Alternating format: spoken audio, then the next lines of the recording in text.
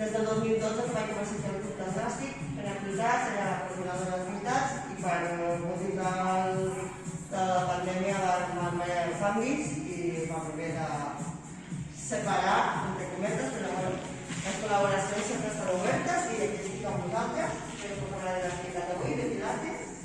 Si no heu fet mai pilates, és un exercici molt saludable, recomanable per tot tipus de públic, tant nens petits com gent gran.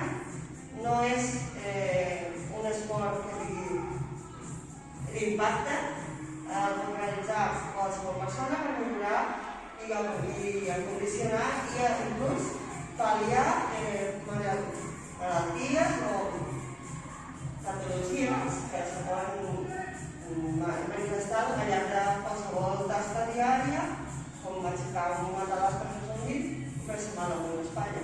Tot això es pot pal·liar o bé prevenir. En la salut ja sabeu que l'esport és la prevenció i que la pràctica diària és importantíssima.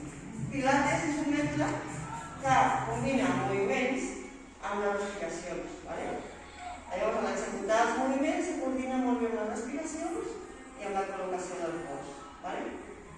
Tenim les mascaretes, la qual cosa no ens ajuda massa a respirar bé.